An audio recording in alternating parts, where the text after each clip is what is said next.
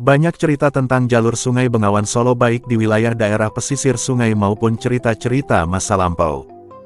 Sungai Bengawan Solo merupakan salah satu sungai terbesar dan terpanjang di tanah Pulau Jawa, panjangnya kurang lebih 600.000 km. Salah satu cerita tentang jalur penghubung antara jalur Tawangsari Banmati menuju pusat pemerintahan Sukoharjo saat itu. Benarkah jalur penghubungnya kala itu melalui perahu getek bambu sebelum adanya jembatan? Benarkah getek bambu menjadi alat transportasi terpenting di jalur itu di Sungai Bengawan Solo?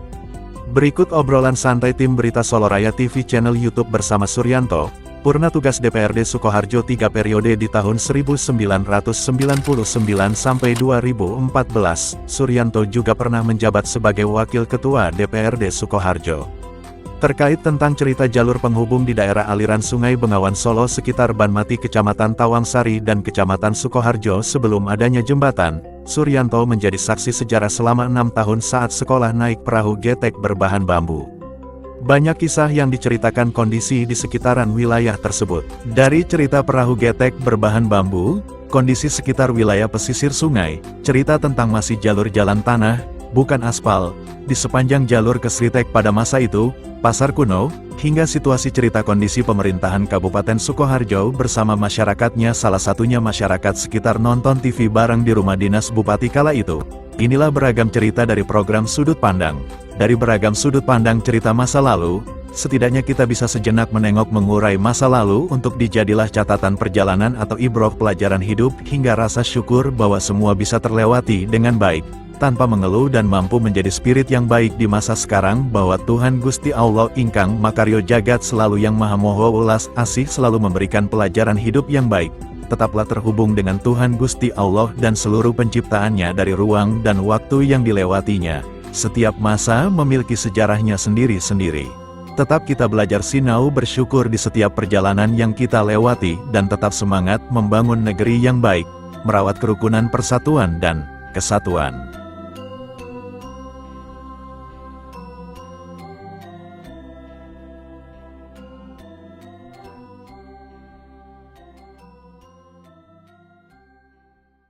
Memang benar bahwa pada masa saya remaja, di saat kami memasuki usia sekolah SMP, saya itu sekolahnya di SMP Negeri 1 Sukoharjo.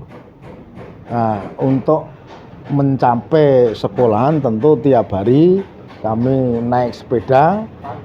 Tahun 1973,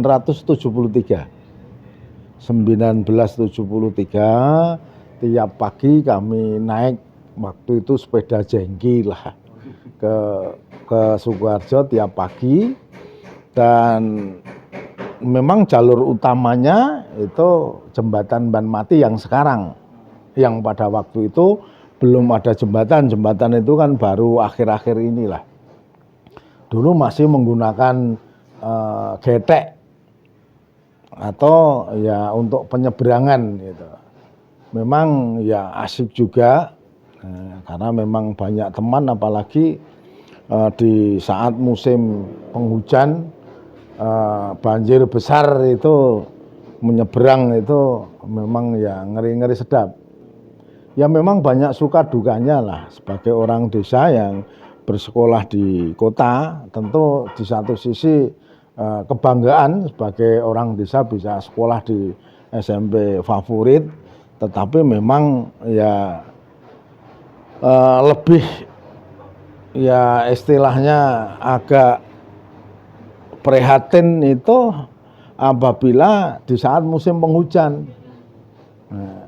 Karena jalannya utamanya seberang jembatan sampai hampir Sritek itu kan jalannya masih belum diaspal, masih tanah, sehingga tanah tidak bebatuan. Kalau bebatuan masih lumayan, tetapi kalau sepanjang mana Pak? Dari seberang jembatan Banmati itu sampai utara Bedingin. Iya, sekitaran Sritek itu. Masih tanah. Jadi sangune itu pring, nyoleti ban itu kalau sudah parah ya sepedanya yang kita angkat. Sepedanya yang kita angkat. Kalau di selatan sepeda kita naikin, tapi kalau sudah sampai seberang sungai kita dinaikin oleh sepeda. Itu. Pak Sur itu dari Weru ya? Iya, dari Weru. Weru itu jalannya masih aspal atau enggak? Sudah aspal, sudah lumayan, sudah. Sudah lumayan. Ya, Dari sudah aspal. Weru sampai Ke Banmati, ya. Terus akhirnya terhubung. Terhubung. Setelah itu baru dari Banmati itu ke Sukarjonya sampai Seritek lah, selatan Seritek. Masih tanah itu, masih tanah. Terus waktu itu. Kalau Pak cerita saat itu tuh kalau pas musim hujan sih meluap ya. Meluapnya sampai ya meluapnya cukup lumayan. Jadi ya kalau tahun 7 sekitar tahun 73-an itu memang sungainya lebih lebar lah daripada sekarang, tapi tidak terlalu, ya paling kalaupun beda sekitar 5 sampai 7 10 meter lah dengan sekarang gitu. Ya. Lebih lebar sungainya. Waktu itu pakai getek apa perahu, Pak? Pakai getek. Getek berarti yang pakai bambu itu ya? Iya, pakai bambu itu, kemudian disatang pakai bambu panjang itu. Jadi tidak ada mesin dong. Jaraknya juga hanya. Itu berapa orang, Pak? Ya satu getek itu maksimal paling 30-an orang. Iya. Itu tiap hari ya, Pak? Iya, tiap hari. Penghubung utama ya, Pak? Penghubung utamanya itu. Selain jalan itu apa nggak ada, Pak? Mungkin Ya kalau jalan yang lain ada, tapi 2 kali lipat. Lewatnya Krisak. Krisak ya? Ya, Krisak itu jalur yang sudah jalan lumayan itu harus Krisak, tetapi mungkin bisa 3 kali lipat jaraknya. Kembali ke ini, Pak, ke jalur ini, penghubung Ini. dari Banmati ada Sungai Bengawan. Ini. Itu waktu itu Pak Sur itu samping anak-anak sekolah pada ini bisa untuk terhubung di situ. Nah, terus untuk transportasi umum itu gimana, Pak? Untuk kendaraan juga motor.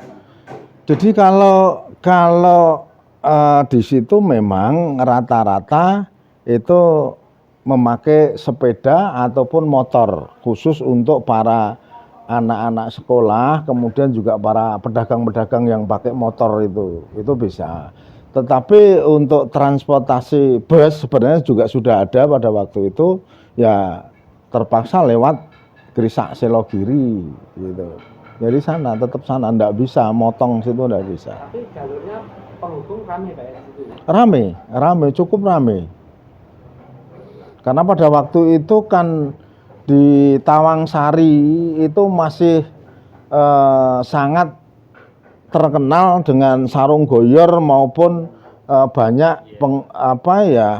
istilahnya pengrajin rumahan batik itu, tenun, alat tenun bukan mesin ATBM itu kan di situ banyak. Sehingga ya lumayan lah, sangat menolong, walaupun juga risikonya lumayan kalau banjir besar itu kadang-kadang kan ya terlalu banyak penumpang itu. Itu berarti nggak ada kayak di keamanan juga nggak ada, Pak, los-losan gitu? Ya los-losan pada waktu itu. Kalau sekarang kan gitu tuh pasti dikasih pelampung lah, dikasih helm, tapi kalau dulu ya enggak. Tetap ada tali penghubung itu ada ya? Tali penghubung Biasanya begitu. ya ada, tali penghubung ada. Terus terkait dengan suasana saat itu, apakah ada di tempat sekitaran situ ya? Nah. Apakah jalur wilayah penghubung itu sekarang Kenep dan mana ya? Itu juga ramai, Pak? Ya, rame. Jadi antara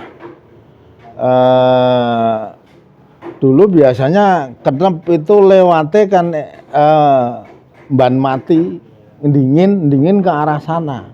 Itu cukup ramai karena di Kenep kan juga banyak pengusaha kecil di sana. Waktu itu banyak pengusaha-pengusaha. Iya, pengusaha di sana. Apa saja Pak? Ya di sana yang banyak kan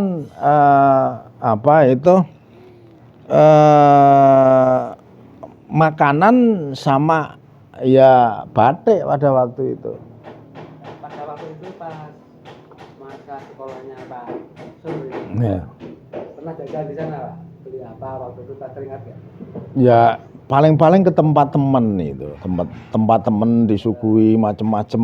Apa Pak? Ya seperti jenang, rasian itu kan di sana banyak. Jenang saat itu ada. Ada, itu sudah cukup lama di sana itu memang. Terus jenang apa lagi Pak?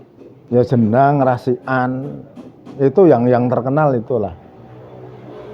Ya kalau main ke tempat paling-paling ya buah-buahan biasa, tapi yang makanan produksi dijual itu ya jenang, rasian itu. Kerasian. Kalau seingatnya Pak Sur saat itu di daerah wilayah sekitar itu kan ada kali mati. Kali mati yang sekarang ada jembatannya itu. Kan ada ya. Iya, kali mati. Iya. Sekarang udah bikin ini waktu itu. Ya. Itu kalinya mati enggak? Itu sebenarnya Itu teringat Pak Sur.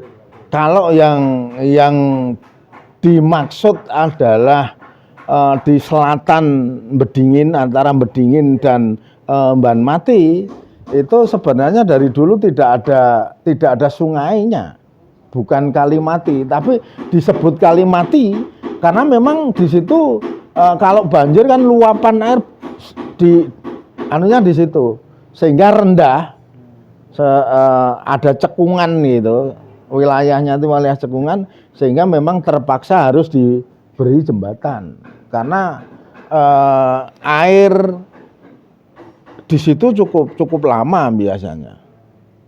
Nah, sekarang kan sudah di samping Kalimati itu kan sekarang sudah diuruk, sudah mau dibangun itu. Tetapi kalau yang dimaksud Kalimati sebelah barat itu kan karena pelurusan Bengawan Solo kemarin aja. Kan ada sebagian yang dipindah gitu. Diluruskan sungainya. Tapi pada waktu itu Pak, antara yang Pak Surya dilalui Pak ya, Yeah. dari Sungai Bengawan Solo itu sampai ke wilayah sekitar Sritek. Nah, Itu sempat ada pusat keramaian nggak Pak di situ? Ada pasar atau perdagangan itu? kalau yang ada pada waktu itu di Bedingin, di Bedinginnya. Daerah mana ya? Bedingin ini di Bedingin, Kenep itu ya, Pak, ya? iya dekat Kenep. Itu ada pasarnya Pram. Iya, pasar. Ya istilahnya ya semacam pasar krempeng itulah. Dan karena dulu kan transportasi bagi orang-orang yang mau ke kota, kadang-kadang sepeda itu dititipin di selatan sungai, kemudian nyambung dengan transport apa ya istilahnya dulu, ya transportasinya dulu yang terkenal itu punya Pak Cipto itu dulu. Ya mobil tua lah, kayak oplet kayak punya Sidul itu. Nah, dulu di sana ada. Ada dulu. Ya di sebelum masuk ke Kenep itu pusatnya di situ. Mas Surya itu pernah nggak Pak pada masa itu mendengar bahwa di Kenep itu kayak ada kota kuno Pak waktu itu? Ya denger lah, tapi belum pernah juga ke sana. Tapi memang di daerah Kenep itu ada itu. Jadi waktu itu memang Kenep masuk maju ya saat itu. Ya lumayan lah, termasuk desa yang cukup maju lah dibanding dengan yang lain. Banyak tembok-tembok yang tua-tua itu. Ya. Tapi pada waktu itu memang temboknya begitu. Sudah ada waktu itu. Sudah ada. Banyak pengusaha-pengusaha tentunya. Ya, daerah situ banyak pengusaha. Saya SMP sampai SMA. SMA masih ini ya? Masih, kalau saya cuma SMA saya sudah motor. Motor, tapi tetap Sudah motor tetap pakai itu. gedek. Iya, Gedek itu ya. gedek. Itu tahun 8 sebentar. Jembatan itu tahun mungkin 84 86 loh. Karena begini, istri saya kan married tahun 85. Itu pun masih menyeberang pakai gedek. 85 itu masih gedek. Berarti itu sekitar tahun 87-an, 86 87. Iya. Istri saya itu kan kuliah di UNS. Lewat itu. Iya, lewatnya situ masih gedek. Pengalaman gedek ya. Ya, masih gedek istri saya. Itu belum lama lah, itu belum lama. Jadi memang suasana kota Sukoharjo saat itu gimana Pak? Ya kalau Kotanya terutama di kotanya, iya. terutama di wilayah ini ya Proliman itu. Ya. Di Proliman itu ya masih sangat sepi lah pada waktu itu, karena saya itu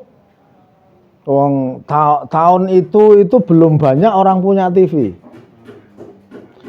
Kadang-kadang kan saya kalau capek itu terus mondok. Nah, kalau mondok itu kalau mau lihat TV itu di rumah dinas bupati atau di seberang itu di kantor kabupaten. Masuk nonton TV Iya, di rumah. di rumah dinas bupati di depannya itu atau di Gedung Lowo. Itu Ada ya? ada dulu Gedung Lowo. Yang sekarang untuk itu apa itu potensi gedung apa itu potensi daerah itu loh. Itu dulu kan Gedung Lowo itu ratusan ribu kelelawar kalau pagi keluar, kalau sore mau itu lihat TV, hampir seluruh masyarakat sekitar sana di situ nonton Rintintin, nonton ya pada waktu itu ketoprak, terus apa Aneka Ria Safari pada waktu itu kan masih gitu. Tapi jalur tetap masih sepi ya katanya. Masih sepi. Berarti keramaian itu di posisi di antara Pasar Tawangsari dan Banmati. Iya. Tapi ya tetap masih ramai di kota lah, tetap ramai di kota. Ya, hanya saja dengan Watu Kelir saat ini aja ya rame-rame lah.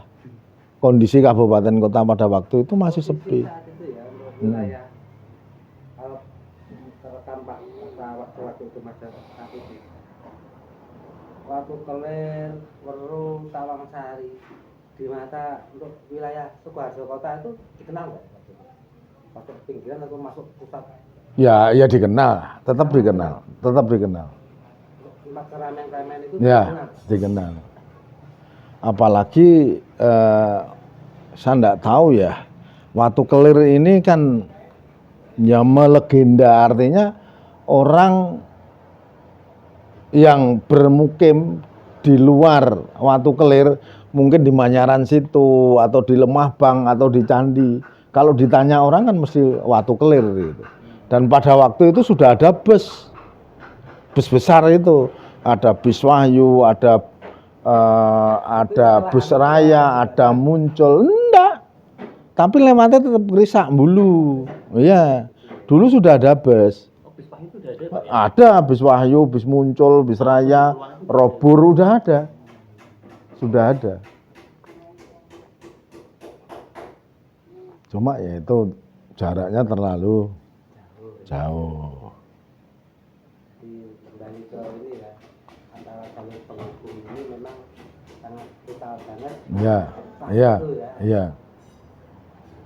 Dan terutama untuk wilayah ini ya, Proliman, untuk pemerintahan kotanya gimana Pak? Ya di sekitaran Proliman. Di sekitaran Proliman pada. Bupati masih di situ. Iya, Dinas Bupati di situ, PU di situ, kantor agraria di situ, DPR di situ. Di PU ya di Gedung Lowo itu dulu. Oh, Gedung Lowo. Iya. Gedung Lowo itu meliputi dinas apa Mas Pak? Ya, dulu PU dan kalau enggak salah apa itu sedannya aja di situ dulu. Iya. Ya, depan. Ya, tentu kita masyarakat harus bersyukur lah dengan adanya pembangunan jembatan itu, karena justru banyak penghematan baik dari sisi materi maupun waktu, itu akan jauh lebih cepat. Waktu yang kita butuhkan ringkas, kalau biaya misalnya bensin ya akan lebih sedikit, sehingga itu betul-betul menolong.